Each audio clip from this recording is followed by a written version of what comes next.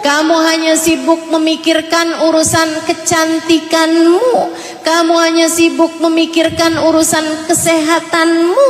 Kamu hanya sibuk mencari-cari cinta seorang manusia, mengejar-ngejar cinta seorang manusia. Kiranya akan menjadi seperti apa saat kamu kelak menghadap Allah Subhanahu wa ta'ala ketika ajalmu tiba. Maka teman-teman, yuk, yang kiranya tidak akan dibawa mati, gak usah bela mati-matian. Sepakat? Yang kiranya nggak dibawa ketika kita menuju ke dalam alam kubur kita, nggak usah segitunya kamu kejar abis-abisan sampai bahkan nggak halal nggak haram kamu terjang semuanya demi mencari cinta seorang laki-laki, sampai semua yang haram-haram dikerjain. Kamu hamba Allah, dek, kamu hamba Allah. Kamu hamba Allah. Laki-laki yang kamu kejar abis-abisan itu, begitu kamu meninggal dunia, sudah tidak akan bermanfaat apapun untukmu. Harta, gak usah sampai segitunya kamu kejar-kejar abis-abisan. Lagian urusan dunia tuh cuma segini-gininya aja kok. Antara orang duitnya banyak sama orang duitnya sedikit, nggak terlalu banyak bedanya, Bu. Saya kasih tahu, nggak terlalu banyak bedanya kesenangan dunianya. Saya banyak ketemu orang duitnya banyak, saya juga ketemu orang duitnya nggak banyak. Saudaraku sekalian, perbedaannya tuh nggak terlalu banyak. Makan satu piring juga, nggak kemudian karena duitnya banyak makannya jadi 5 piring gitu, nggak juga. Orang walaupun bajunya banyak nggak bakalan pakai tumpuk-tumpuk 5 gitu. Lagi pula antara yang mahal sama yang murah perbedaannya tuh nggak banyak. Pakai baju mahal sama pakai baju murah bedanya nggak banyak, teman-teman. Bedanya nggak banyak. Kadang-kadang ibu-ibu malah demenan pakai baju yang murah-murah, apalagi udah ada bolong-bolongnya ya, Bu. Betul? Masya Allah. Lauk paling enak adalah rasa lapar.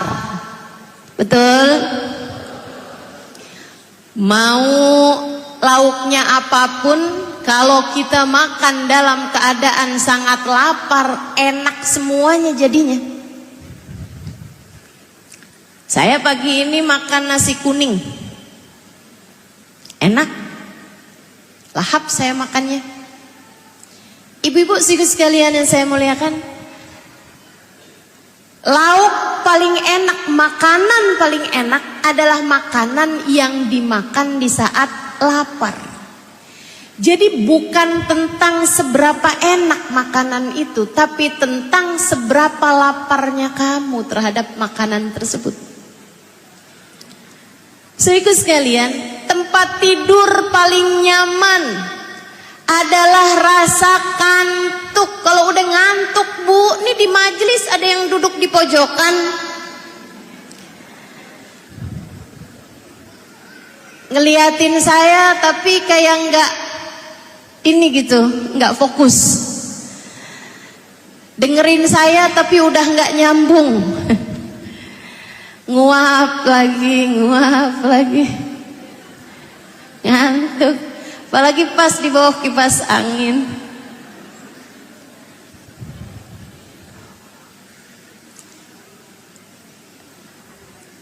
Nggak peduli sama kondisinya kayak gimana, kalau ngantuk udah paling enak itu. Ada banyak orang-orang yang berada di hotel berbintang 5 sekalipun, tapi mereka nggak bisa tidur kecuali dengan minum pil tidur.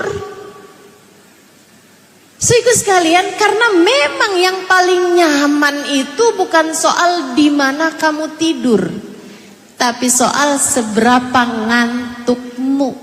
Itu dunia, kayak gitu sifatnya. Kesenangannya dunia sesuatu yang sangat terbatas. Teman-teman seriku sekalian yang saya muliakan, nggak usah kejar dunia, nggak usah kejar dunia. Sesaat serasa berpihak pada kita, di saat yang lain serasa tidak bersahabat buat kita. Nggak usah kejar cintanya manusia, dek. Sesaat kita dipuja, sesaat kita dicaci maki olehnya. Dunia segitu aja, segitu aja. Yang penting buat kita kejar adalah ridhonya Allah. Kata Allah dalam Al-Quran, A'udzu billahi minasyaitonir rajim, wa ridwanullahi akbar, wa ridwanullahi akbar. Dan keridhaan Allah adalah sesuatu yang paling besar. Allah kalau sudah ridho. Dengarkan ucapannya kepada Nabi Allah Daud alaihissalam. Allah berfirman kepada Nabi Daud, ya Daud, utlub ridhaya. Wahai Daud, carilah keridhoanku. Sebab aku kalau sudah ridho kepada seseorang, aku ridhoi dia, aku bahagiakan dia dunia akhiratnya. Bahkan aku akan ridhoi dia sampai keturunannya yang ketujuh. Wahai Daud, hati-hatilah terhadap murkaku. Karena aku apabila murka kepada seseorang, aku akan sengsarakan hidupnya hingga bahkan bisa sampai kepada keturunannya yang ketujuh. Allah kalau udah cinta sama seseorang, bisa dibahagiakan hidup orang tersebut. Orang tuanya diikut dibahagiakan, anak-anaknya ikut dibahagiakan, menantunya ikut dibahagiakan, cucunya lahir ikut Allah bahagiakan.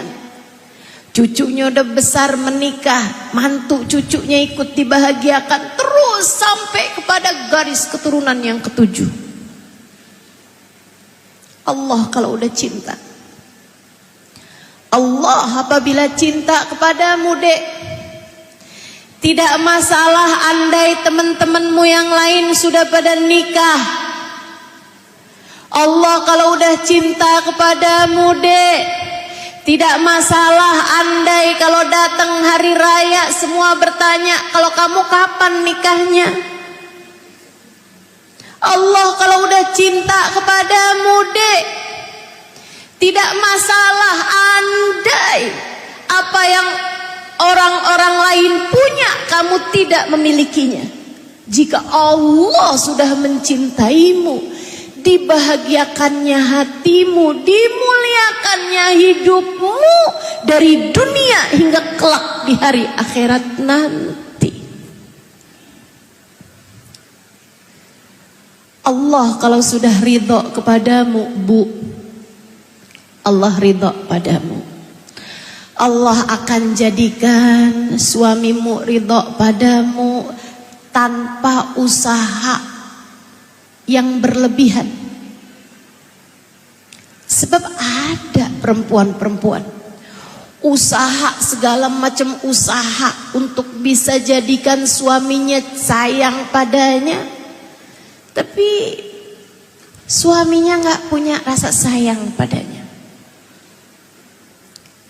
Sebaliknya, perempuan yang diridhoi Allah Subhanahu wa taala, dia akan lihat anak-anaknya hormat padanya. Dia akan lihat suaminya sayang padanya, keluarganya sayang padanya. karena dia diridhoi Allah. Karena dia diridhoi Allah. Perempuan yang mendapatkan ridhonya Allah, apapun yang dia inginkan akan sangat mudah untuk Allah mengaruniakan padanya dunia maupun akhirat. Lantas gimana caranya Ustazah biar dapat ridhonya Allah? Sehingga sekalian saya muliakan, istiqomah menuju ridha Allah ini gimana caranya? Yuk kita pelajari. Satu, kalau kamu pengen mendapatkan ridhonya Allah Subhanahu wa taala dalam keistiqomahanmu, nomor satu adalah taubat dan tinggalkan dosa. Itu syarat mutlak untuk dapat ridho Allah. Sebab keridhoannya Allah terletak pada ketaatan kita padanya. Allah ridho kalau kamu taat. Kamu sholatnya benar, kamu tidak buka aurat, kamu enggak zina, kamu tidak judi, kamu tidak melanggar aturan Allah Subhanahu wa taala. Di sana terdapat ridhonya Allah Subhanahu wa taala. Tinggalkan perbuatan dosa. Adik-adik jangan pacaran. Tinggalin dosa. Ustazah mau Ramadan nih. Saya kalau Ramadan putus dulu Ustazah, ntar habis lebaran nyambung lagi.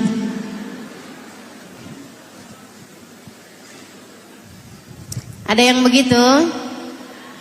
Mana orangnya?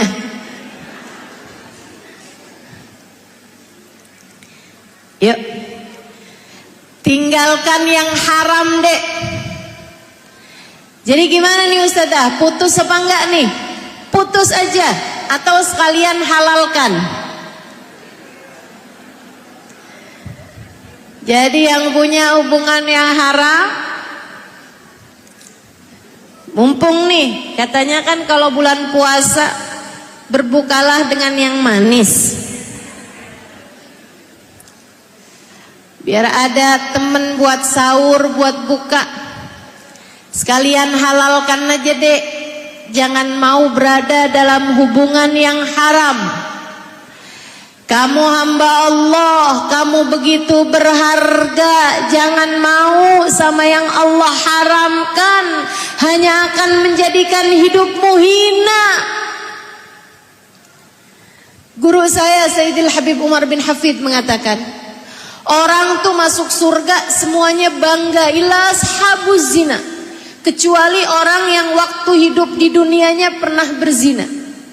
Orang yang waktu hidup di dunianya pernah berzina, andai pun Allah udah ampuni dosanya, kemudian dia masuk ke dalam surga Allah, satu-satunya orang, satu-satunya kelompok orang yang kalau masuk surga, dia masuk surga dengan menundukkan kepala. Sampai di surga aja malu orang yang pernah zina waktu hidup di dunia. Jauhi perbuatan haram. Pengen dapat ridhonya Allah, pengen dapat cintanya Allah, pengen dapat kasih sayangnya Allah, tinggalkan perbuatan dosa. Jangan dekat-dekat sama zina. La taqrabu zina kata Allah. Janganlah mendekati zina. Sekarang nih musim, enggak cuman adik-adik yang dekat sama zina, kadang ibu-ibu juga. Udah punya suami, malam-malam WhatsAppan sama suami orang. Tapi semoga itu hanya terjadi di Jakarta sana ya. Mudah-mudahan gak sampai ke Malinau sini insyaallah. Dia pikir gak ada yang lihat, ini suami saya gak lihat. Betul Bu, suamimu tidak lihat, tapi Allah lihat.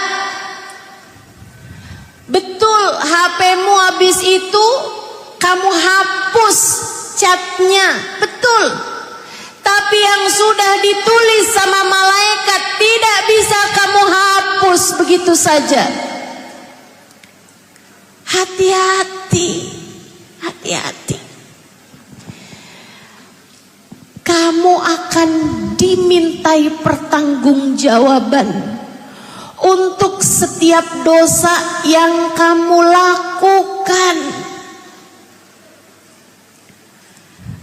Terus bilangnya, Ustazah suami saya juga kayak begitu. Suka kirim chat sama perempuan yang bukan istrinya. Saya cuman bales aja Ustazah. Bu, bales itu biar jadi urusan Allah. Kamu gak usah ikut serta dalam acara balas-membalas. Karena apa yang kamu lakukan semuanya akan dimintai pertanggungjawaban di akhirat. Jangan mau di akhiratnya susah, Bu. Jangan mau di akhiratnya susah, Dek. Jangan mau di akhiratnya susah, Nek. Jangan. Mudah-mudahan Allah bisa jaga kita dari segala dosa demi dosa. Amin. Ya Rabbal Alamin. Jauhi zina. Jauhi riba. Berhutang dengan bunga. Jauhi. Jauhi. Ustazah, kalau utang kan kalau nggak pakai riba nggak ada yang mau ngutangin kita. Ustazah kalau nggak pakai bunga, jangan berhutang. Ya tapi kan saya kepengen beli tas yang kayak begitu. Saya kepengen ganti panci. Saya kepengen ganti horden. Jangan suka memaksakan diri. Sering saya sampaikan di mana-mana. Sesedikit apapun uangmu, sesedikit apapun rezekimu cukup untuk membiayai hidupmu. Tapi sebanyak apapun rezekimu gak akan cukup untuk membiayai gaya hidupmu. Maka kalau pengen hidupmu tenang, jangan banyak gaya.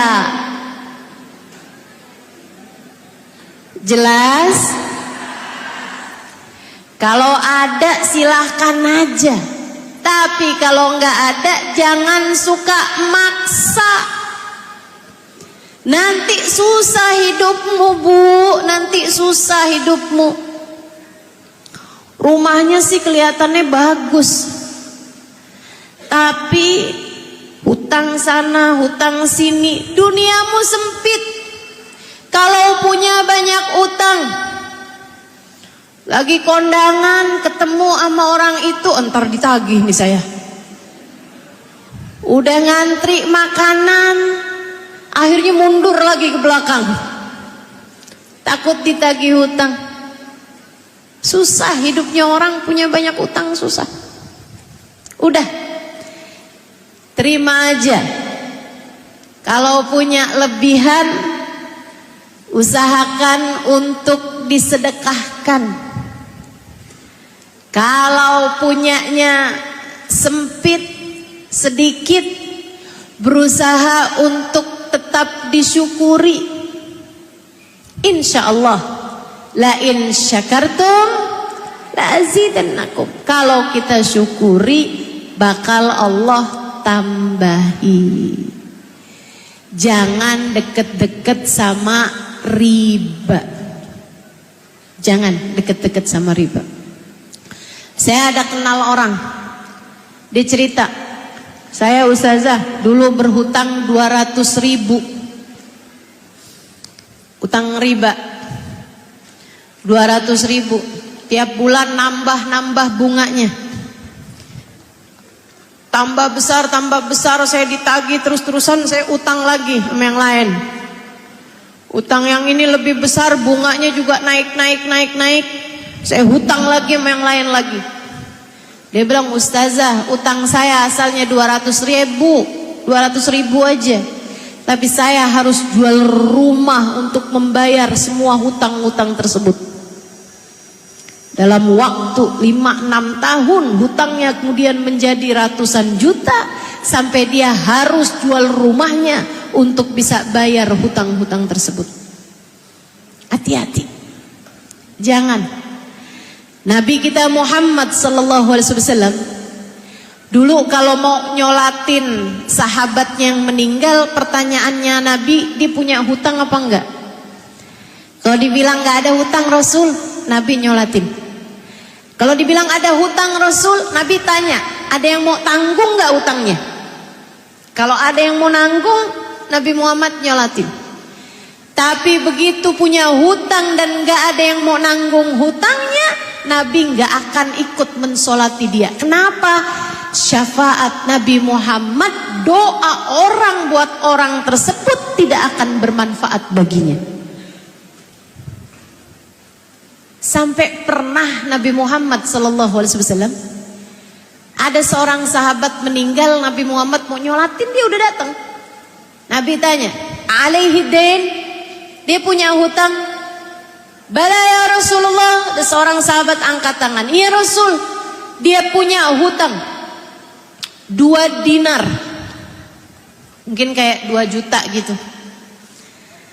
Dia punya hutang sama saya 2 dinar ya Rasulullah. Kata Nabi, kalau gitu saya nggak mau nyolatin dia. Ada sahabat Nabi Muhammad angkat tangannya, Abu Qatadah, alayya dinarin ya Rasulullah, utangnya biar saya tanggung aja wahai Rasul. Kamu Abu Qatadah tanggung utangnya? Iya. Bapak tadi yang punya utang ambil sama Abu Qatadah ya Pak. Lebih Rasulullah. Nabi pun sholatin dia. Abu Qatadah bercerita, sejak hari itu saya memang gak punya uang 2 dinar buat bayarin utangnya orang itu. Sampai dengan saya bisa bayar berapa bulan, Nabi tiap ketemu saya, Nabi Muhammad tanya, qadaita dinaran ya Abu Qatadah, qadaita dinarain ya Abu Qatadah, kamu udah bayar belum yang 2 dinar itu Abu Qatadah?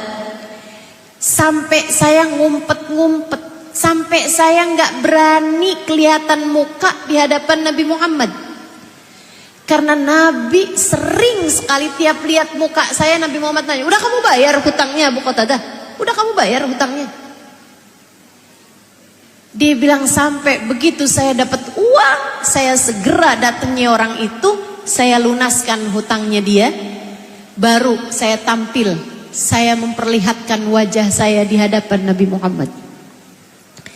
Aqadaita dinarain ya Abu Qatadah. Nabi begitu lihat saya langsung nanya, udah kamu bayar hutangnya Abu Qatadah? Saya bilang, bala ya Rasulullah, iya Rasul, al-an qadaituhuma, baru saja saya bayar hutangnya 2 dinar itu wahai Rasulullah. Nabi Muhammad bilang, al-an baru dajiltu ya Abu Qatadah, sekarang ini baru adem kulitnya jenazah itu wahai Abu Qatadah. Ini yang hutangnya sudah ditanggung dan bukan hutang riba. Bagaimana pula dengan yang hutangnya hutang riba, hutang yang berbunga? Hati-hati, hati-hati. Hidup kalau isinya bukan hati-hati, apalagi hidupmu kalau bukan kamu yang menjaganya, siapa lagi? Hidupmu kalau bukan kamu yang berhati-hati menjalaninya, siapa lagi? Kamu yang bertanggung jawab sepenuhnya terhadap hidupmu. Maka jangan jadikan keadaan apapun sebagai alasanmu untuk mengerjakan perbuatan dosa. Dek, ingat ucapan saya. Jangan jadikan keadaanmu apapun sebagai alasanmu mengerjakan dosa. Ustazah, umur saya udah 30-an tahun, belum ada yang lamar juga. Pacaran udah boleh kali ya? Belum, gak ada. Pacaran itu baru boleh kalau kamu udah halal. Habisnya ustazah, saya udah kebelet nikah nih ustazah. Saya deketin suami orang udah boleh belum ustazah? Belum boleh, gak ada boleh.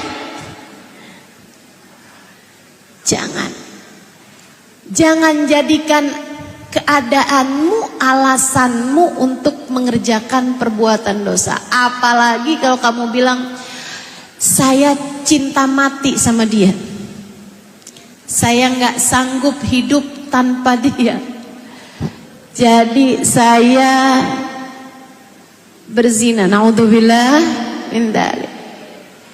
Jangan jadikan cinta sebagai alasanmu mengerjakan dosa, Bu, Dek, Kak, Nak. Cinta sejati tak akan membawamu kepada dosa.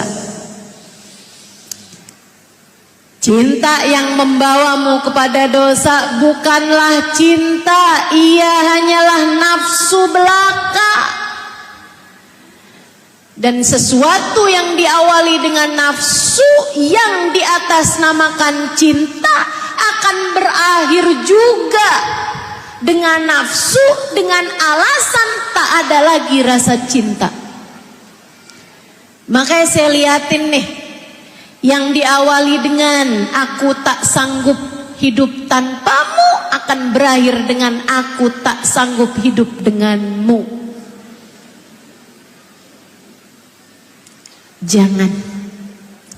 Jangan kerjakan taat diawali dengan dosa.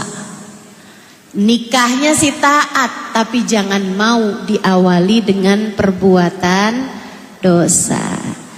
Adik-adik jelas? Ibu-ibu jelas? Insya mau ngawinin anak sampai berhutang-hutang buat bikin pestanya. Jangan maksa, Bu, jangan maksa. Yang adanya aja, yang seadanya aja. Islam ini tidak pernah memberatkan. Maka jangan mau bersusah-susah untuk sesuatu hal yang belum tentu membawamu kepada ridha Allah. Itu yang pertama. Kamu pengen istiqomah menuju ridha Allah, syarat nomor 1 adalah tinggalkan dosa. Ustazah, saya sih aman ustazah, dosa zina saya nggak kerjain. Saya udah punya suami, udah ada anak.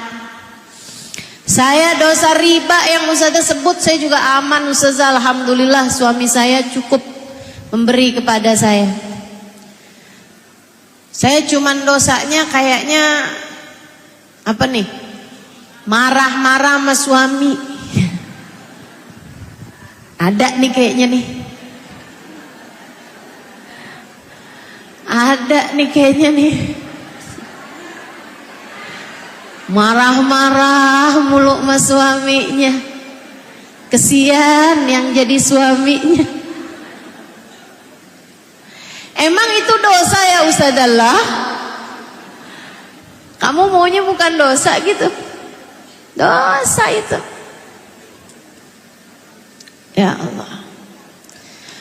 Mudah-mudahan Allah tambahkan sabarnya hati kita.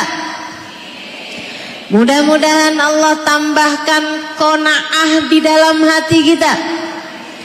Mudah-mudahan Allah tambahkan rasa syukur di dalam hati kita. Sebenarnya Bu ya, memang kita kalau lihat Ustazah habis suami saya tuh nggak bisa kalau nggak dimarahin Ustazah. Coba kamu ngaca. Ya Allah Bu, kita sama suami kita tuh sebenarnya nggak jauh beda loh. Ya kayak gitu-gitu aja, 11-12. Almar'u ala dini khalilih, kata Nabi Muhammad. Seseorang tuh agamanya tergantung agama temennya. Nilai kamu tuh gak jauh-jauh sama nilai suami kamu. Makanya kalau kamu lihat kok suami saya begini ya, kamu juga ngaca. Iya sih, ternyata saya juga begini. Gak jauh beda kita tuh sama suami. Udah, daripada sibuk-sibuk menyalah-nyalahkan dia, lebih baik introspeksi, memperbaiki diri sendiri. Insya Allah. Belajar buat nahan emosi. Ibu sama anaknya juga, Bu, tinggalkan dosa. Emang bukan cuman anak yang bikin dosa sama orang tua, Ustazah? Oh enggak, ada banyak orang-orang tua yang berbuat dosa pada anaknya. Anaknya dipukul, anaknya dicubit, anaknya dimarah-marahin, dijewer telinganya, dibanding-bandingkan sama anak tetangganya. Ibu pikir anak ibu gak sakit hati? Sakit hatinya, Bu. Dan ibu pikir itu gak dosa? Dosa, Bu. Anakmu walaupun lahir dari rahimmu, ia bukan milikmu. Anakmu miliknya Allah Subhanahu wa ta'ala. Kalau kamu pukulin anakmu, Allah pemiliknya gak terima.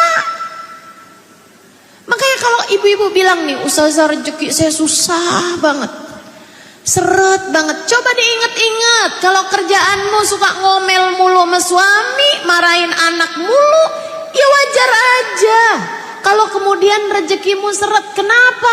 Yang ngasih rezeki gak ridho padamu, hambaku dimarahin mulu, katanya gitu. Kepengen rezekinya lapang, hatinya damai, coba belajar buat bisa senyum sama suami, penuh kasih sayang sama anak, dan kamu akan lihat hidupmu akan menjadi lebih baik, insya Allah. Tinggalkan dosa. Yang kedua, kalau kamu kepengen istiqomah mencari ridha Allah, menuju ridha Allah Subhanahu wa ta'ala, jangan tinggalkan taat. Dek, Kak, Bu, Nak, sholat 5 waktu, tiangnya agama kita. Man hafidhaha faqad hafidhad din, wa man dayya'aha faqad hadimad din. Siapa yang membangun sholatnya, dia telah membangun agamanya. Siapa yang memberdirikan sholatnya, dia telah membangun agamanya. Siapa yang menyia-nyiakan sholatnya, dia sudah menghancurkan bangunan agamanya. Tiangnya agama, sholat. Jagain sholatnya, jagain. Yang benar sholatnya. Kita kerjakan kalau bisa dengan berjamaah, walaupun dengan 1-2 orang di dalam rumah. Yang laki-laki sholat di masjid, jika memang rumahnya dekat dengan masjid. Atau walaupun di rumah sholat berjamaah dengan keluarganya. Saya ingat, saya punya guru almarhumah Hubabah Maryam Al-Haddar. Waktu pertama kali datang ke Indonesia, saya berpulang ke Indonesia, saya berbulan menemani beliau berdakwah di Jakarta dan sekitarnya, Surabaya dan lain-lainnya. Ada banyak perempuan-perempuan curhat kepada beliau, menanyakan tentang permasalahan dalam rumah tangganya. Hubabah Maryam nggak bisa bahasa Indonesia, orangnya nggak bisa bahasa Arab, jadi saya dihadirkan sebagai penterjemah. 4 mata jadi 6 mata deh sama saya. Semua permasalahan dalam rumah tangga macem-macem.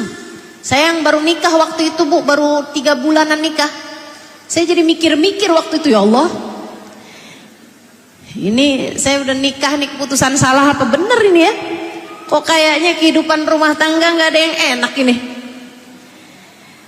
Subhanallah Bu, berbagai macam permasalahan rumah tangga. Hubabah Maryam diantara pertanyaannya begini, kalian sholat berjamaah nggak di dalam rumah? Dan nggak ada satupun yang menjawab iya. Semuanya menjawab enggak. Sholat, tapi masing-masing. Suami sholat, istri sholat dalam rumah, tapi masing-masing, nggak pernah berjamaah. Abisnya Bapak lama kalau nungguin dia sholat. Soalnya Bapak, saya ini males sholat sama dia. Ada aja gitu, tapi semuanya nggak ada yang ngerjain sholat berjamaah. Hubabah diantara pesannya, kalau kamu pengen rumah tanggamu baik, sholatlah berjamaah dalam rumah. Satu waktu saat saya sedang berduaan sama Hubabah Maryam, saya tanya, Hubabah, apa kaitan antara sholat berjamaah dengan rumah tangga orang? Hubabah Maryam bilang, dengerin, terutama yang sudah berkeluarga. Kata Hubabah Maryam, ama tasma'i Halimah qaula Rasulillah sallallahu alaihi wasallam, la yusawwuna sufufakum aw la yakhtalifanna qulubakum. Kamu nggak pernah dengar Halimah hadisnya Nabi Muhammad sallallahu alaihi wasallam, hendaklah kalian rapikan sof kalian atau akan bercerai-berai hati kalian. Kalau sholat berjamaah sofnya nggak rapi aja bisa bikin hati bercerai-berai, bagaimana pula dengan yang tidak sholat berjamaah sama sekali? Sholatul jamaah tajma'ul qulub. Kata beliau, sholat berjamaah itu akan mengumpulkan hati. Beliau kemudian mengatakan, ada ucapan yang benar-benar saya pegang. Ucapan ulama tubuh jadi obat. Dengerin nih, ucapan salah satu dari ulama perempuan yang pernah saya dapati, Hubabah Maryam. Kata Hubabah Maryam, Halimah, orang-orang yang dikumpulkan oleh Allah dalam sholat berjamaah, setiap 5 waktu mereka bersama-sama berkumpul karena Allah Subhanahu wa taala dalam sholat berjamaah. Allah akan kumpulkan hatinya, Allah akan satukan hatinya sebagaimana mereka bersatu dalam sholat berjamaah. Dan yang dikumpulkan Allah Subhanahu wa taala tak ada sesiapapun yang dapat memisahkannya. Dengar? Siapa yang dipersatukan Allah, tak akan ada siapapun yang dapat memisahkannya. Caranya biar bersatu, bersatulah dalam ibadah, bersatulah dalam mengerjakan sholat, sholatlah dengan berjamaah. Insya kerjakan taat, istiqomah menuju ridho Allah Subhanahu wa ta'ala. Kalau bisa ditambahin dengan yang sunnah, selain duhur, asar, maghrib, isya, subuh, ada sholat-sholat sunnah lainnya. Jam-jam pagi kayak begini namanya sholat duha. Nanti lagi kalau malam ba'da isya ada sholat sunnah namanya sholat witir. Bangun sesudah bangun malam sebelum subuh namanya sholat tahajud. Teman-teman saudaraku sekalian yang saya muliakan, kalau kamu rajin mengerjakannya, istiqomah mengerjakannya, Terus berusaha kamu jaga, walaupun hanya 2 rakaat tapi setiap malam. Walaupun hanya beberapa rakaat tapi tiap malam kamu kerjakan, tiap pagi kamu kerjakan, maka keistiqomahan tersebut akan membawamu kepada ridhonya Allah. Ibu-ibu sekalian saya muliakan, saya dulu tinggal di kota Tarim, Hadramaut, Yaman. Di pesantren yang sama dengan Ustadz yang mengajar di Majelis Taklim Anisah ini ya, Ustadz Zakaria. Betul ya? Di sini Majelis Anisah ini punya pengajian setiap hari Sabtu pagi yang diisi oleh Ustadz Zakaria. Nah, Ustadz Zakaria ini juga salah satu dari yang dulu tinggal di kota Tarim, Hadramaut, Yaman, di Darul Mustafa. Belajar dengan guru yang sama dengan saya, Sayyidil Habib Umar bin Hafid. Saya Bu tinggal di kota Tarim tahun 1998. Adik-adik belum lahir tuh. Saya udah belajar di sana. Tinggal bersama dengan warga masyarakat. Tinggal di luar, tidak di asrama. Baru di tahun-tahun terakhir baru saya tinggal di asrama. Itu adik-adik saudaraku sekalian, mereka waktu saya ceritakan ada orang di Indonesia nggak sholat, mereka nggak percaya. Kamu bohong Halimah, nggak mungkin ada orang Islam nggak sholat. Bisa ada orang Islam nggak sholat, bukan orang Islam kali, orang Islam saya bilang, orang Islam kok, cuman memang nggak sholat. Kamu nggak lihat waktu dia sholat Halimah? Enggak, emang gak sholat. Enggak mungkin gak sholat. Ada orang Islam gak sholat. Gimana mereka bisa makan? Gimana mereka bisa tidur? Mereka gak percaya ada orang Islam gak sholat. Kenapa? Karena di lingkungan mereka Bu, bukan hanya gak sholat berjamaah saja, dianggap seperti melakukan sebuah kriminal. Ada ibu-ibunya, ada anak di sana cerita, dia bilang, ibu saya tadi malam, ibu saya, dia bilang sepanjang hari marah sama anak-anaknya. Gara-garanya anak-anaknya pada pergi semuanya, pas waktunya sholat, ibunya sampai nggak bisa ada orang nemenin beliau, sehingga beliau sholat sendirian. Benar-benar istiqomah mengerjakan taat. Saya punya gurunya guru saya, ibunya guru saya, Hubabah Zahra almarhumah. Saya waktu zaman Covid tahun 2020, saya nulis buku Bidadari Bumi yang kedua. Ada di antara perempuan di situ yang mau saya masukkan, Hubabah Zahra, tapi saya nggak tahu banyak cerita tentang beliau. Akhirnya saya kirim surat, saya kirim WhatsApp kepada cucunya, yaitu putrinya Habib Umar, untuk saya minta diceritakan tentang neneknya. Dituliskan cerita tentang Hubabah Zahra. Salah satunya cerita ini. Ibu saya Hubabah Zahra dari sebelum menikah sepanjang hidupnya tidak pernah meninggalkan sholat tahajud. Dari sebelum balik,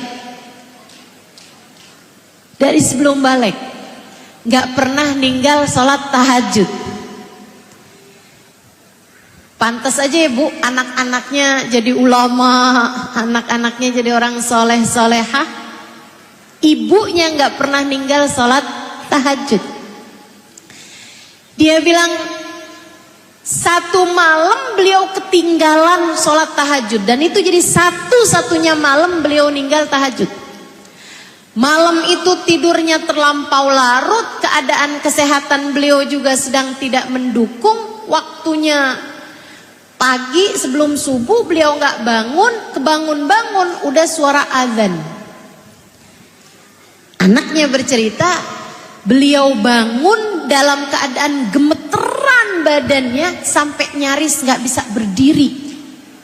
Dia bilang, azan, dah azan al-fajr. Itu suara azan subuh itu. Ya Allah, saya malam ini nggak bangun tahajud. Saya malam ini nggak bangun nih tahajud. Ya Allah, Zahra magamat lailata. Ya Allah, Zahra nggak bangun malam ini. Ya Allah, Zahra nggak bangun malam ini. Beliau nangis. Ya Allah, samihni ya Rab, samihni ya Rab. Ampuni saya ya Allah, ampuni saya ya Allah. Beliau pergi wudhu, habis wudhu beliau sholat taubat.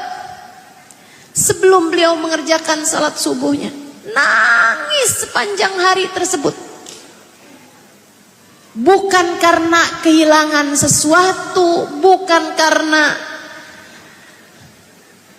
tertimpa sesuatu, akan tetapi karena kehilangan sholat tahajud.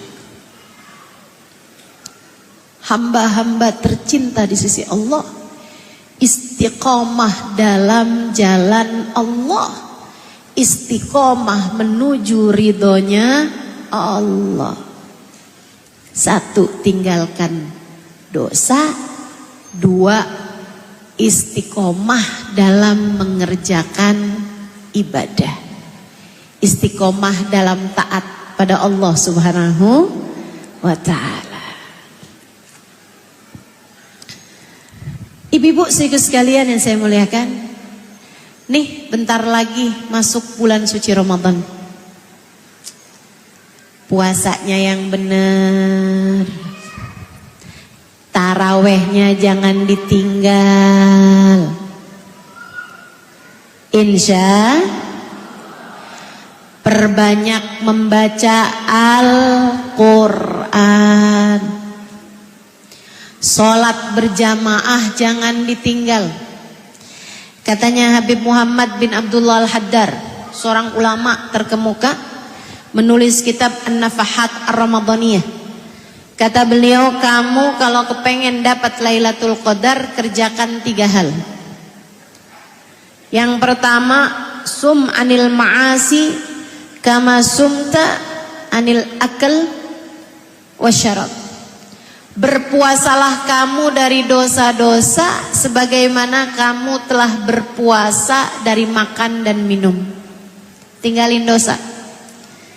Termasuk dosa ngomongin orang, termasuk dosanya bohong, termasuk dosanya yang tadi pacaran. Ya, tinggalin. Berarti habis lebaran nyambung lagi Ustaz ya? Jangan. Jangan. Itu 1. Kedua, kata beliau, jangan tinggal sholat berjamaah. Semua jamaah kalau bisa sepanjang bulan suci Ramadan. Terutamanya jamaah isya sama jamaah subuh. Sebab man shallal isya fi jamaah faka'annama qama nisfal lail. Wa man shallal fajr fi jamaah faka'annama qama al-lail kullah. Kata Nabi Muhammad, siapa yang sholat isyaknya berjamaah seperti tidak tidur setengah malam untuk sholat. Siapa yang sholat subuhnya berjamaah seperti tidak tidur sepanjang malam untuk sholat sunnah. Jangan tinggal sholat berjamaah. Yang ketiga, kata beliau, jangan tinggal sholat tarawih. Jika ketiga hal tersebut kamu laksanakan sepanjang bulan suci Ramadan, sangat mungkin ketika datang Lailatul Qadar kamu berhasil mendapatkannya. Lailatul Qadri khairun min alfi syahr. Lailatul Qadar lebih baik daripada 1000 bulan. 1000 bulan itu 83 tahun lebih. Siapa yang beribadah di malam Lailatul Qadar seperti beribadah 83 tahun lebih. Mudah-mudahan tahun ini kita dapat Lailatul Qadarnya. Amin. Itu yang kedua.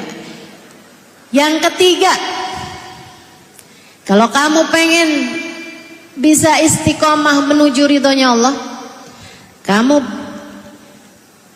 lurus menuju jalannya Allah Subhanahu wa ta'ala. Pertama tadi istiqomah meninggalkan dosa, yang kedua istiqomah mengerjakan taat, yang ketiga istiqomah dalam berakhlak yang mulia. Apa tuh akhlak yang mulia? bersih hatinya dari kebencian terhadap siapapun. Pesan Nabi Muhammad kepada Sayyidina Anas bin Malik, ya ghulam, in istata'ta an tusbih wa tumsi wa laysa fi qalbika syai'un ala ahadin min ibadillahi faf'al. Wahai Anas, kata Nabi Muhammad, berusahalah nak, usahakan dari pagi kamu membuka mata sampai malam kamu kembali terpejam matanya, dari bangun tidur pagi sampai kamu tidur lagi malam hari, usahakan agar di dalam hatimu tidak memiliki kebencian terhadap siapapun.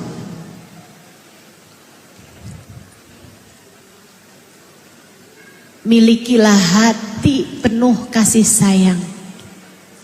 Belajar, belajar. Ini Bu, sesuatu hal yang jadi PR hidup kita nih. Jagain hati. PR paling sulit menurut saya. Jagain hati agar tidak memiliki kebencian terhadap siapapun, dan agar hatinya bisa selalu memiliki kasih sayang terhadap siapapun. Akhlakmu, milikilah akhlak yang mulia. Akhlak mas suami Sayyidah Khadijah, istri Nabi kita Muhammad. Para ahli sejarah sampai mengatakan tentang beliau, innaha maqalat la qattu 'inda zawjiha. Sesungguhnya Khadijah adalah perempuan yang tidak pernah berkata tidak kepada suaminya. Ibu terus langsung jawab, ya itu kan suaminya Nabi Muhammad Ustazah. Kalau Sayyidah Khadijah suaminya kayak suami saya, kayaknya nggak bisa gitu juga dah. Bu, suami ibu kalau diomongin juga gitu sama aja. Saya mau jadi suami yang baik gimana ya? Masalahnya istri saya ini. Kalau saya punya istri kayak Sayyidah Khadijah, bakalan baik dah saya. Terus aja kalau mau saling salah menyalahkan ya. Tapi masalahnya perempuan yang solehah akan jadi istri yang solehah siapapun suaminya. Perempuan yang akhlaknya mulia akan berakhlak mulia kepada suaminya siapapun suaminya. Bahkan Asyah yang suaminya Fir'aun aja Bu, akhlaknya tetap mulia. Suami kita kan enggak Fir'aun amat.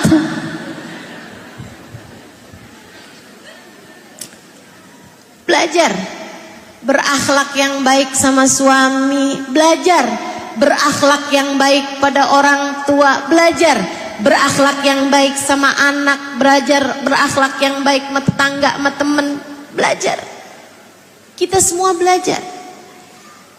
Saya belajar, kamu belajar, kita terus belajar. Saudariku sekalian yang saya muliakan, Ustazah, masalahnya bukan saya yang mulai Ustazah, dia duluan yang jahatin saya. Saya kalau akhlak saya baik sama dia ntar diinjak-injak, nggak ada Bu, nggak ada, nggak perlu begitu, nggak perlu begitu. Orang yang hatinya lembut akan lembut kepada siapapun. Yang hatinya penuh kasih sayang akan memaafkan siapapun yang berbuat salah kepadanya. Masalahnya bukan orang kepadamu, masalahnya kamu kepada orang lain. Masalahmu bukan pada orang-orang berbuat apa padamu, bukan. Masalahmu adalah bagaimana kamu menyikapi perlakuan orang lain kepadamu. Nabi Muhammad baik Bu, bahkan kepada orang yang tidak baik kepada beliau, bukan begitu? Nabi segitunya baik aja, apakah ada orang yang jahat sama Nabi Muhammad? banyak. Nabi manusia sempurna, segitunya perlakuan orang kepada beliau, bencinya luar biasa. Jadi kalau yang kayak kita dibenci orang, ada yang kesel sama kita, ada yang ngomongin kasar kita, ada yang fitnah kita, ada yang berbuat buruk pada kita, wajar-wajar saja, nggak apa-apa. Tugas kita adalah tetap berbuat baik bahkan kepada dia yang telah berbuat jahat pada kita. Insya. Ibu-ibu sekalian, terakhir saya mau cerita. Cerita ini saya dengar dari salah satu guru saya, Ubabah Syarifah. Dia cerita sama saya. Inti arafti Ummu Muhammad. Kamu kenal gak Halimah sama Ummu Muhammad? Saya bilang, siapa beliau Ubabah? Dia seorang perempuan soleha guru saya katanya. Di Mekah tinggalnya. Saya bilang, enggak kenal, tapi boleh Ubabah kalau saya dikenalkan. Nanti kalau kapan-kapan saya umroh atau haji, saya kepengen juga datang kepada beliau. Orangnya udah meninggal Halimah katanya. Wah, sayang sekali. Siapa beliau itu Babah? Saya bilang. Dia bilang perempuan ahli Quran. Yang dia hafal Quran 30 juz dengan pemahaman tafsirnya. Dia bahkan mengambil sanad dari 7 qiraat. Perempuan pandai sekali. Perempuan yang sangat dermawan dan sangat mulia. Dia bilang beliau itu asalnya Halimah dulunya. Dia seorang istri. Dia sama suaminya kawin berapa lama gitu nggak punya anak. Datang ke dokter. Dokter bilang ini sepertinya memang nggak akan ada anak nih. Kayak dihukumi mandul gitu sama para dokter. Akhirnya perempuan itu pikir ya udahlah, kalau emang saya nggak bakalan punya anak, saya mau ngafalin Quran aja. Beliau pun mulai menghafalkan Quran. Tapi satu waktu, jadi ada adik ibunya suaminya, bibi suaminya, yang sudah sakit di atas tempat tidur, anak yang merawatnya meninggal dunia.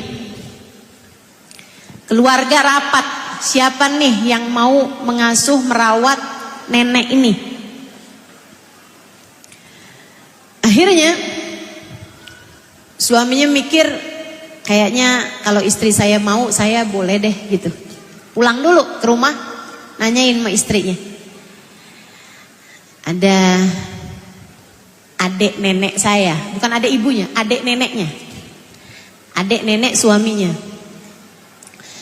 Dia bilang, sekarang kan bibi yang ngerawatin udah meninggal. Sekarang gak ada yang ngerawatin. Gimana kalau saya ambil aja biar kita yang rawat?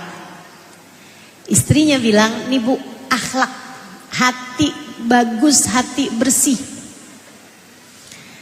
Memang ini modal utama hidup dalam keadaan terjaga dan istiqomah.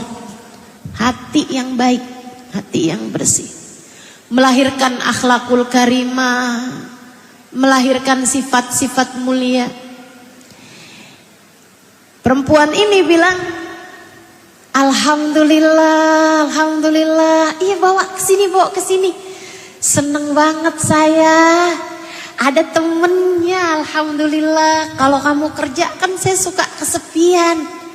Bawa nenek ke sini, bawa ke sini.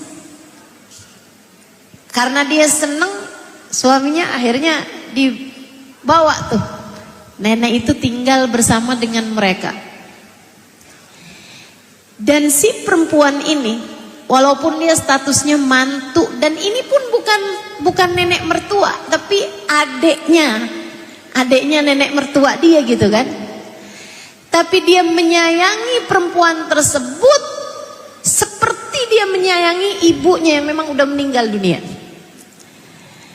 Tiap hari dimandikan, udah di atas tempat tidur. Tiap hari sholat berjamaah, dia yang jadi imam, perempuan itu di belakang dia. Dia bacain Quran. Kapan-kapan dia keluar, dia masuk. Nek, di luar bulannya cantik sekali, Nek. Nanti ya, kalau suami saya udah pulang, nanti saya minta nenek buat dibawa ke depan. Akhirnya datang tuh suaminya, dibawa ke depan, liatin bulan, liatin bintang. Cantik ya, Nek ya, cantik ya bulannya. Kayak apa mukanya Nabi Muhammad ya, Nek ya, katanya lebih indah daripada bulan purnama. Cerita-cerita, senang begitu.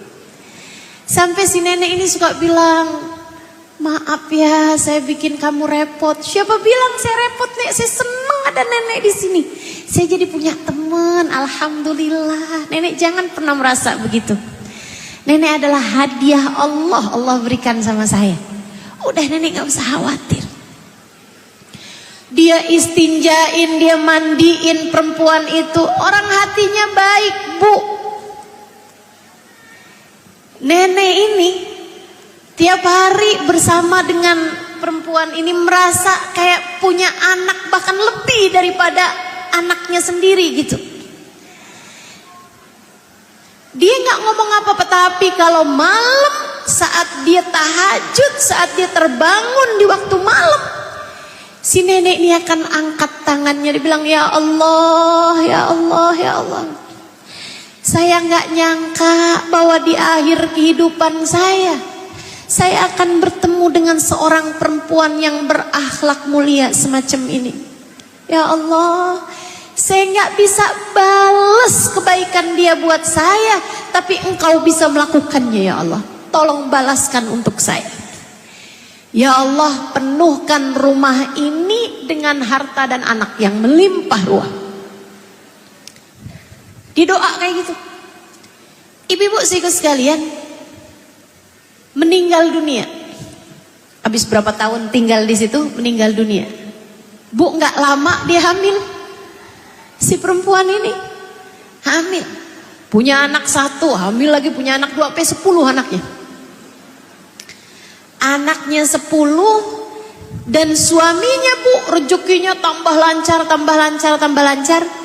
Guru saya nih, Bapak Syarifah, menceritakan, dia bilang itu, Halimah, saya kalau lagi datang ke rumahnya kayak nggak datang ke rumah orang gitu. Ada aja suara anak kecil, suara anak remaja. Dia punya anak 10-10-nya itu sekarang udah pada nikah semuanya, udah pada punya anak banyak, rame banget.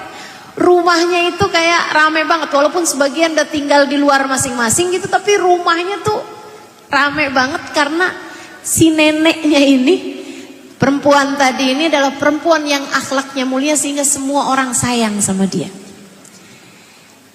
Dan kamu tahu, kata Bapak Syarifah, akhlaknya yang mulia membuat doa nenek itu kepada dia mustajab. Dia minta rumahnya dipenuhi dengan harta. Kamu tahu Halimah, saya dan tamu-tamu yang lain, kalau bertamu di rumahnya pulang dibawain kepingan emas dari kaya dan dermawannya. Subhanallah. Kehidupan dunia nih, Bu nih. Kalau kamu bisa istiqomah di jalan Allah SWT, Allah kasih. Sebelum di akhirat Allah udah kasih, di dunia Allah bayar. Allah bayar. In ahsantum ahsantum li anfusikum wa in asatum falah. Kata Allah SWT, kalau kamu berbuat baik, kamu gak berbuat baik kepada siapapun selain kepada dirimu sendiri. Kalau kamu berbuat jahat, kelihatannya kamu lagi jahatin orang, sebenarnya kamu sedang berbuat jahat pada dirimu sendiri. Sebab kehidupan hanya akan berbalik kepada dirimu sendiri. Hal jazaul ihsan illal ihsan. Tidak ada balasan kebaikan melainkan kebaikan juga. Maka jangan takut berbuat baik, jangan bosan berbuat baik, jangan lelah menjadi seorang perempuan soleha. Karena semuanya hanya akan berbalik kepada dirimu sendiri. Jangan memilih dosa, jangan memilih jalan salah, jangan tinggalkan syariat agama, maka akan membawamu kepada kebahagiaan dunia sebelum kelak kamu akan bahagia saat sakaratul mautmu tiba. Kamu akan bahagia ketika kamu masuk ke dalam alam kuburmu nanti. Kamu juga akan bahagia ketika datang ke hari akhirat nanti. Yuk kita kerjakan ketiga hal tersebut.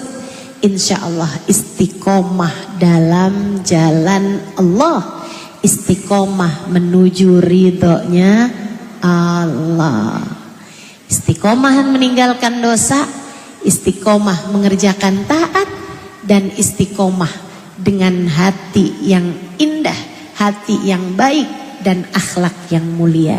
Insya Allah. Semoga dapat diamalkan, semoga semuanya dapat mengamalkan ketiga hal tersebut insya Allah. Baik yang mendengarkan, terutamanya yang berbicara. Ala hadhihi niyah wa bikulli niyatin salihah wa ila hadratin nabi al-fatihah.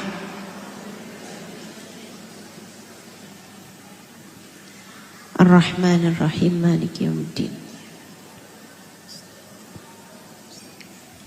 Siratal ladzina an'amta 'alaihim ghairil maghdubi 'alaihim waladdallin. Amin. Allahumma bihaqqil Fatihah, birmatil Fatihah, barakatil Fatihah, taftah lana abwabal khair, tu'amilana muamalata ahlal khair, takfina min jamil fitan wal mihan wa bu'us wadir. Innaka wali kulli khair, mutafaddil bi kulli khair, birahmatika ya arhamar rahimin. Allahumma inna nas'aluka ziyadatan fid din, barakatan fil umur, wa sihhatan fil jasad, wa sa'atan fil rizqi, taubatan qablal maut, wa syahadatan indal maut, maghfiratan ba'dal maut, wa afwan indal hisab, wa amanan minal adhab, wa nasiban minal jannah, warzuqna an-nadhar ila wajhikal karim. Allahumma afina min bala'ik, wa awzi'na syukra na'maik, wa adhikna barda afwik, wa halawata munajatik. Allahumma qsim lana min khasyatik ma tahulu bihi bainana wa baina ma'asik. Allahumma qsim lana min khasyatik ma tahulu bihi bainana wa baina ma'asik, wa min ta'atik ma tuballighna bihi jannatik, wa min al-yaqin ma tuhawwin bihi alayna masa'ib ad-dunya, wa matti'na Allahumma bi asma'ina wa absarina wa hawlina wa quwwatina ma abqaitana, innaka ala kulli syai'in qadir. Allahumma jammilna bil afiyati was salamah, wa haqiqna bit taqwa wal istiqamah, wa a'idna min mujibatin nadamah fil hali wal ma'al, innaka sami'ud du'a. Allahumma barik lana fi Sya'ban wa ballighna Ramadan, wa a'inna ala siyam wal qiyam wa qiraatil Qur'an, wa ghanni'na bil ghalil minat ta'am wal manam wal kalam. Ya Allah, pandanglah kami dengan pandangan kasih sayang-Mu, ampuni segenap dosa-dosa kami ya Allah. Di hari Jumat yang mulia, di hari Jumat yang mulia, di waktu pagi hari, sebagaimana yang disabdakan baginda Nabi kami Muhammad sallallahu alaihi wasallam, inna khaira yaumin tala'at alaihi syams yaumul jum'ah. Sungguhnya sebaik-baik hari di mana matahari terbit di sana adalah hari Jumat. Ya Allah, ya Allah, ya Allah. Burikat ummati fi bukuriha, kata Nabi Muhammad. Umatku diberkahi pada pagi harinya. Kami mohon padamu ya Allah, di jam yang baik, di waktu yang baik, di tempat yang baik. Afdalul biqa' ala Allah masajiduha. Tempat terbaik di sisi Allah di sebuah kawasan adalah masjid-masjidnya. Ya Allah, kami berada di hari yang baik, di jam yang baik, dan di tempat yang baik, dan kami mengerjakan sesuatu yang terbaik. menuntut ilmu agama di jalan-Mu ya Allah. Kami mohon padamu ya Allah, ya Allah, ya Allah. Pandanglah kami dengan pandangan kasih sayang-Mu. Pandang semuanya ya Allah dengan pandangan kasih sayang-Mu. Sayangi semuanya ya Allah. Yang tuanya, yang mudanya, sayangi semuanya ya Allah. Yang datang dari dekat maupun yang datang dari jauh, sayangi semuanya ya Allah. Yang solehah dan yang belum solehahnya, sayangi semuanya ya Allah. Yang dosanya sedikit dan yang dosanya banyak, sayangi semuanya ya Allah. Ampuni kami semuanya ya Allah. Yang dosanya sedikit, yang dosanya banyak, wahai Zat yang Maha Dermawan. Bukankah yang dermawan memberi sesuai dengan keperluan? Bukankah yang dermawan memberi sesuai dengan kebutuhan? Ya Allah, ya Allah. Yang perlu ampunan yang banyak, kasih padanya ampunan yang banyak ya Allah. Yang dosanya sedikit tapi besar-besar, kasih ampunan padanya yang besar ya Allah, ya Allah. Kasihanilah semuanya ya Allah. Sayangilah semuanya ya Allah. Sebab bukankah kami semua adalah hamba-hamba-Mu ya Allah. Ridhoi kami ya Allah. Tempatkan kami di jalan-Mu ya Allah. Istiqomahkan kami di jalan-Mu ya Allah. Jauhkan segala hal-hal buruk dari diri kami ya Allah. Baguskan akhlak kami ya Allah. Hanya Engkau yang dapat melakukannya untuk kami. Bersihkan hati kami ya Allah. Hanya Engkau yang dapat melakukannya ya Allah. Kami mohon padamu ya Allah, karuniakan keikhlasan dalam beribadah. Karuniakan kehusyuan dalam sholat. Karuniakan kemampuan mengerjakan taat. Mudahkan kami melakukannya dan terimalah dari kami ya Allah. Ya Allah, kami mohon padamu yang sedang sakit di antara kami, sehatkanlah ya Allah. Yang sedang sulit di antara kami, mudahkanlah ya Allah. Yang hatinya sedang sempit di antara kami, lapangkanlah ya Allah. Lembutkan hati kami semua ya Allah. Kami pun memohon hal yang sama untuk keluarga kami ya Allah. Sayangi anak-anak kami ya Allah. Sayangi suami kami ya Allah. Sayangi kedua orang tua kami ya Allah. Baik yang masih ada ataupun yang sudah kepadamu kembali ya Allah. Sayangilah kedua orang tua kami ya Allah. Ampuni dosa-dosa mereka ya Allah. Bahagiakanlah mereka dimanapun saja mereka berada ya Allah. Ya Allah, ya Allah. Kami titipkan kedua orang tua kami padamu. Yang sudah berada di dalam alam kubur, bahagiakan keduanya ya Allah. Yang masih ada di dunia, sehatkan badannya ya Allah. Bahagiakan hatinya ya Allah. Kepada semua orang-orang yang kami sayangi, anak-anak kami, jaga mereka ya Allah. Karuniakan nasib yang baik bagi mereka ya Allah. Bukakan hati kami semuanya hingga layak mendapatkan rahmat-Mu.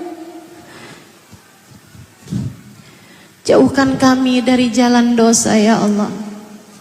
Jauhkan anak-anak kami ya Allah dari perbuatan-perbuatan dosa. Jauhkan anak-anak kami ya Allah, cucu-cucu kami, semua orang-orang yang kami sayangi dari segala perbuatan-perbuatan dosa. Ya Allah, hidupkan kami sebagai hamba-Mu yang solehah. Apabila datang ajal menjemput kami, matikan kami dalam husnul khatimah. Apabila datang ajal menjemput kami, jadikanlah kalimat terakhir yang keluar dari lisan kami adalah kalimat La ilaha illallah, la ilaha illallah, la ilaha illallah, Muhammadur Rasulullah sallallahu alaihi wasallam. Dengan kalimat tersebut kami hidup, dengan kalimat tersebut pula matikan kami ya Allah, agar kami dapat datang kepadamu sebagai hamba-Mu yang saleh. Wa sallallahu ala sayyidina Muhammadin wa ala alihi wa sahbihi wasallam. Bi fadli subhana rabbika rabbil izzati amma yasifun, wa salamun alal mursalin, walhamdulillahi rabbil alamin. Kamu hanya sibuk memikirkan urusan kecantikanmu, kamu hanya sibuk memikirkan urusan kesehatanmu, kamu hanya sibuk mencari-cari cinta seorang manusia, mengejar-ngejar cinta seorang manusia. Kiranya akan menjadi seperti apa saat kamu kelak menghadap Allah Subhanahu wa ta'ala ketika ajalmu tiba. Maka teman-teman, yuk, yang kiranya tidak akan dibawa mati, gak usah bela mati-matian. Sepakat? Yang kiranya gak dibawa ketika kita menuju ke dalam alam kubur kita, gak usah segitunya kamu kejar abis-abisan sampai bahkan gak halal gak haram kamu terjang semuanya demi mencari cinta seorang laki-laki, sampai semua yang haram-haram dikerjain. Kamu hamba Allah, dek, kamu hamba Allah, kamu hamba Allah. Laki-laki yang kamu kejar abis-abisan itu, begitu kamu meninggal dunia, sudah tidak akan bermanfaat apapun untukmu. Harta, gak usah sampai segitunya kamu kejar-kejar abis-abisan. Lagian urusan dunia tuh cuma segini-gininya aja kok.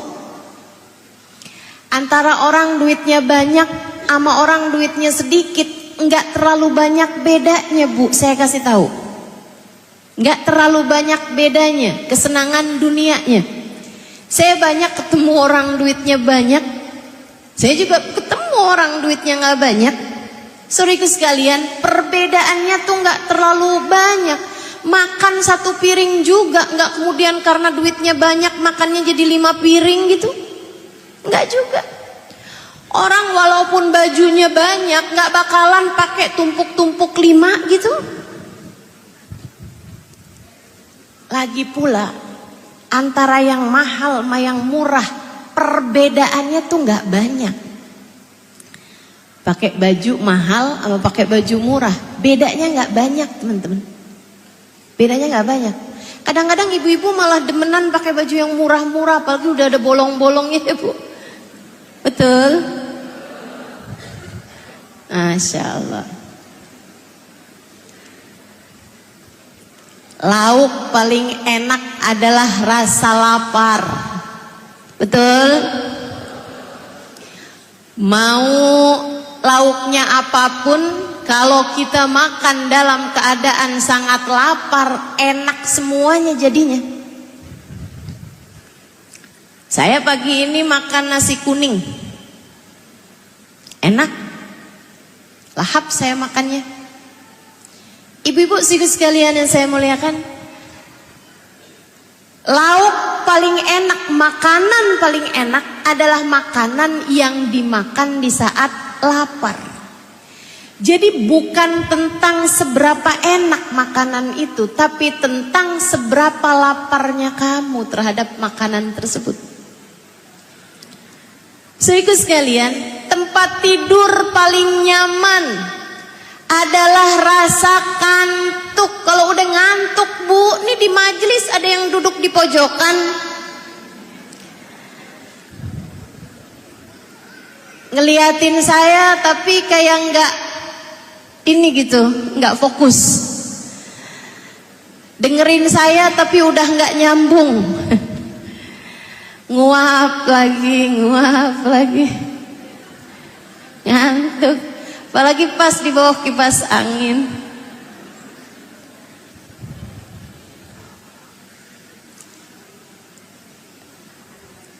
Nggak peduli sama kondisinya kayak gimana, kalau ngantuk udah paling enak itu.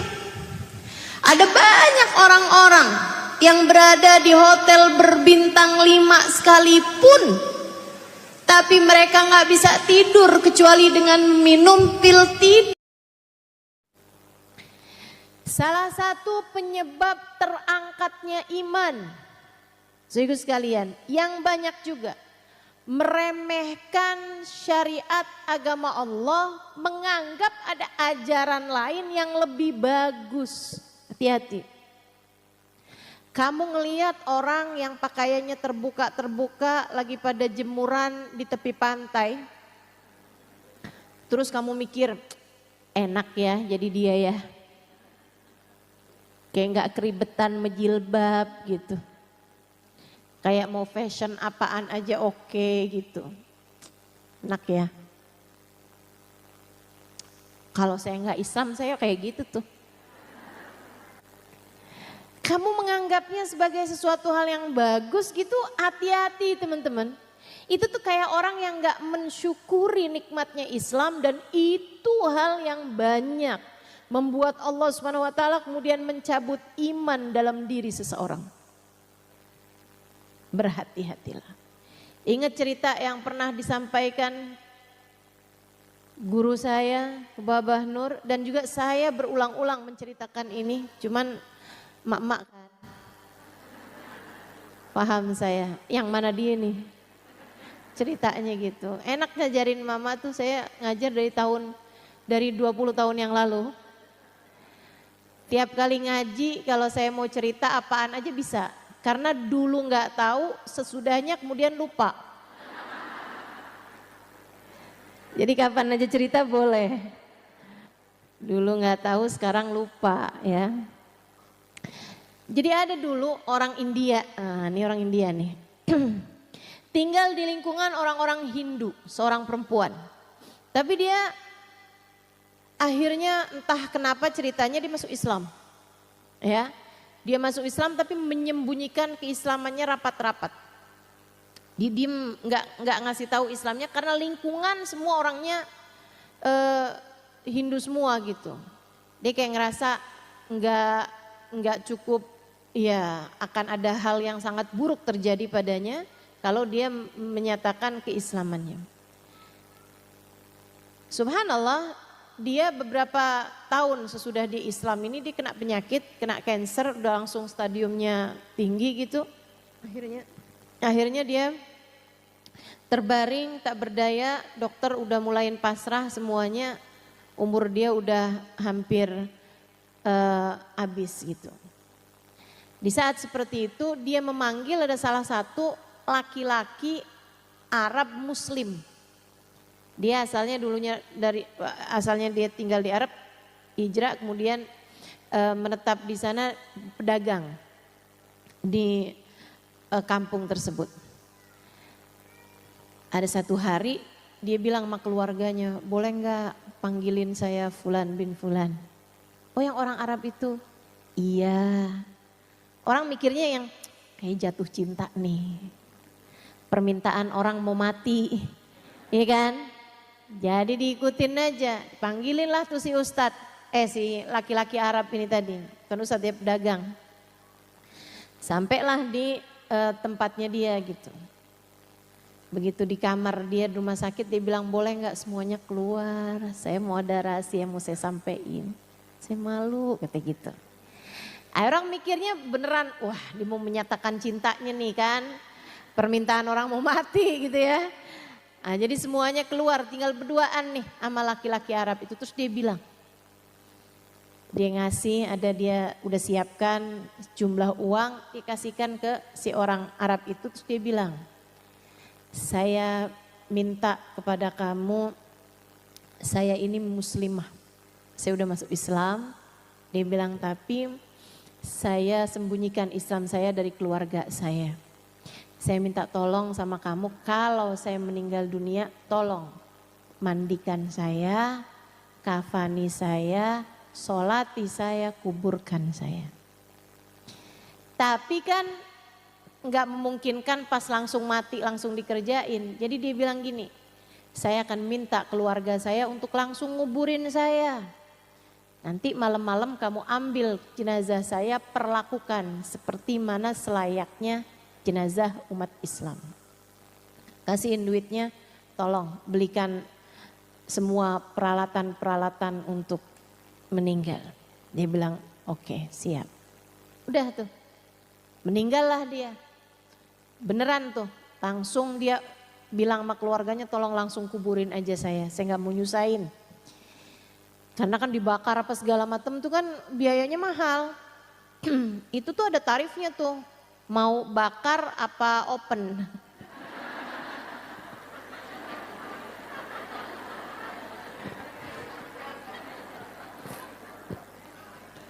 Mau bakar apa panggang ya. Masya Allah. Dikirain bercanda, padahal saya serius loh. Ini informasi. Teman-teman sekalian, akhirnya jadi dia bilang, tolong langsung kuburin aja. Dan bener, langsung dikuburin tuh sama mereka. Jadi ditandainlah sama dia kuburannya kan. Oh, dari pohon Kamboja 3 kuburan gitu kan. Ditandain sama dia. Malam hari dia bawa petromak, dia gali kuburan itu. Begitu digali dia heran karena ternyata yang di dalam sudah berkafan. Kok masih kaget aja? Padahal sih udah cerita bolak-balik loh ini. Itu tadi dia lupa ya. Baiklah. Dia heran, tapi kan karena dia menjalankan amanat temennya, dia pun akhirnya memastikan bahwa yang di dalam nih memang si perempuan itu tadi gitu. Jadilah dilepas sama dia kain kafannya itu yang bagian atas. Saat dia lepas, diambil kain kafannya gitu, pas dibuka ternyata jenggotan. Dia bukan perempuan yang meninggal itu, laki-laki, ada tai lalatnya di sebelah sini. Bukan perempuan yang meninggal yang dia lihat kemarin itu. Jadi kaget banget, akhirnya dia masukkan kembali jenazah tersebut ke dalam kuburnya, dia uruk lagi. Nah, kain kafannya yang paling atas itu diambil sama dia, mau nyari gimana caranya biar dia bisa mensolati jenazah temennya itu. Di sekitar situ nggak ada kuburan baru selain kuburannya dia, karena memang nggak ada yang meninggal selain dia. Dan di kampung tersebut nggak ada orang Islam. Artinya nggak ada orang yang pakai kain kafan. Jadi dia heran gitu. Udah tuh berbulan kemudian dia berangkat pergi haji. Dia memang pergi haji gitu tahun itu.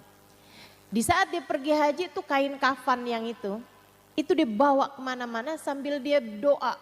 Ya Allah, saya kepengen nih jalanin amanat temen saya nih perempuan, saya nggak tahu gimana cara jalanin amanatnya. Dia dikuburnya di mana saya nggak tahu gitu kan. Mendadak hilang dari kuburannya, ganti orang tuh kan gimana ceritanya gitu. Satu hari saat dia lagi di Masjid Haram dan dia kemana-mana memang bawa tuh kain kafan itu mana-mana. Ntar kalau dia tawaf dia taruhin sama dia di pundaknya kayak gitulah. Ada orang habis selesai dia sholat nyamperin dia gitu. Dia bilang, Pak boleh saya tanya itu kain apa yang Bapak bawa? Saya liatin Bapak bawa kemana-mana. Dia bilang iya nih ini kain kafan. Kain kafan nih Pak, sama persis ya sama yang dipakai bapak saya ketika meninggal. Wah ini jangan-jangan jawaban nih dari doanya dia selama ini, karena kan minta biar bisa jalanin amanah kan. Akhirnya dia bilang kain kafan ini Pak nggak umum dipakai orang, tapi saya pakai kain kafan ini adanya cuman di daerah tertentu lah gitu kan. Dan tapi saya pakai kain ini waktu nguburin bapak saya. Bapak kamu meninggal kapan? Dikasih tahu hari yang sama dengan meninggalnya temennya yang perempuan itu tadi. Dia bilang bapak kamu meninggal di mana? Di Mekah dan dikuburkan di Ma'la. Di Hajun, dekat kuburannya Sayyidah Khadijah bintu Khuwailid, istri baginda kita Nabi besar Muhammad. Di Ma'la sana tuh di Hajun. Akhirnya dia bilang, bapak kamu kayak apaan orangnya? Begini, kok mirip ama yang dia lihat. Ada tai lalatnya ya di sebelah sini, kok bapak tahu? Jangan-jangan ya, kenapa gitu pak? Diceritakanlah ceritanya amanat perempuan yang di India sana itu. Dia bilang, wah kalau gitu saya penasaran juga pak, yuk pak kita gali kubur bapak saya. Berdua sama beberapa orang, mereka pun kemudian pergi ke sana, ke kuburannya si bapak itu. Bener dong, begitu digali kuburannya, yang di dalam kuburannya laki-laki tersebut adalah seorang perempuan yang meninggal di India. Allah pindahin jenazahnya. Allah pindahin tuh jenazah. Jenazahnya perempuan meninggal di India sama Allah dipindahin ke Hajun, gak main-main. Karena dia beriman. Allah gak mau nih wanita beriman muslimah ini dikuburkan di pekuburan yang bukan pekuburan orang Islam. Karena Allah melihat hati. Hatimu beriman, hatimu penuh dengan keimanan, gak pantas untuk kumpul sama mereka-mereka ini yang tidak beriman. Jadi sama Allah dipindahkan, gak tanggung-tanggung. Allah mindahinnya gak dikaret.